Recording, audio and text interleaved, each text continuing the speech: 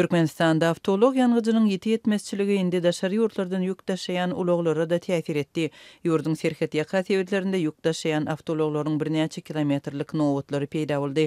Yangıç stansiýalarynda dizel yetmezçiligi sebäpli ýük avtologlary ýoluny dowam etdirip bilmeýärler. Şu günler Liwap vilayetinde dizel yangıcını tapmak mümkin däl diýen ýaly. Ýagdaý gün saýyn erbetleşýär. Serhat ýaka Farapdan Mara barýan uly ýolda her ýerde topar bolup duran köp sanly avtologlar, şol sanda daşary ýurt belgili ýük ulaglary duş gelýär. Hususan da Çärjü etrafyndan geçýän avtolog ýolunyň ugrunda uzunlygy 3 kilometrden gowrak hatyra duran ulaglary görmek mümkin. Bu arada Azatlyk radiosynyň habarçysy Gürrüň berýär.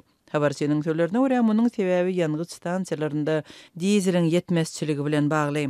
Dizelde işleyen ulaglar yangıç guýulýan stansiýalara salynmaýar. Olara dizel yangıjynyň ýokdugyny aýdýarlar.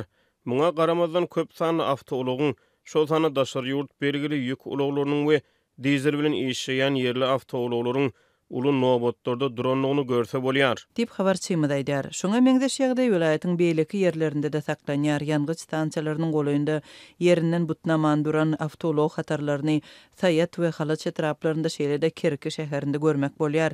Habarçylaryň sözlerine görä 27-nji we 28-nji noýabrda Çärjü etrawynyň Aýlaw ýolunyň ugrunda ýerleşýän 3 yangıç stansiýasynyň ählisinde dizel yangıjy ýokdy.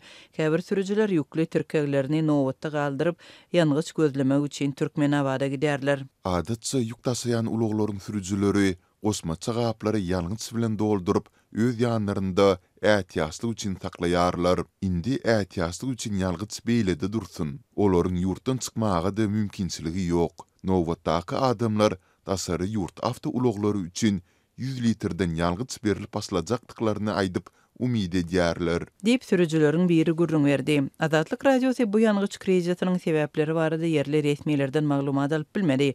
Şu günler Türkmenabaddaky yangıç guýulýan stansiýalarda şäheriň jemaat gullyklaryna degişli avtologlar köp.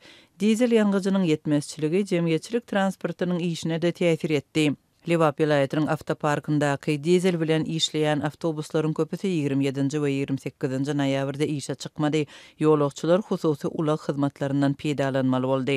Türkmenistanda awtolog yangıjynyň yetmezçiligi tomusdan bäri dowam edýär. Dizel yangıjynyň yetmezçiligi noýabryň ortalarynda hasam getileşdi. Munyň bilen bir wagtda benzin hem gytaldy. Geçen hepde Mara vilayetindäki yangıç guýulýan stansiýalarda A92 we A95 benzini satuwdan aýryldy.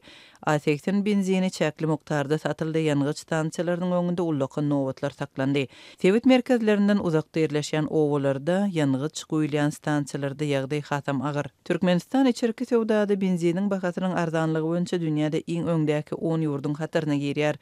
Ýurtda A95 benziniň 1 litriniň bahasy içerki sarp edijilere 1 manat 50 tengeden satılýar. Bu Merkezi Bankyň kursy boýunça yarım Amerikan dollaryna hem ýetmeýär. Dünýäde energiýa resurslarynyň iň baý ýurtlarynyň biri bolan Türkmenistanda British Petroleum kompaniýasynyň 2021-nji ýyldaky hatawatyna görä 600 million barel mukdarda subut edilen newit gorlary bar.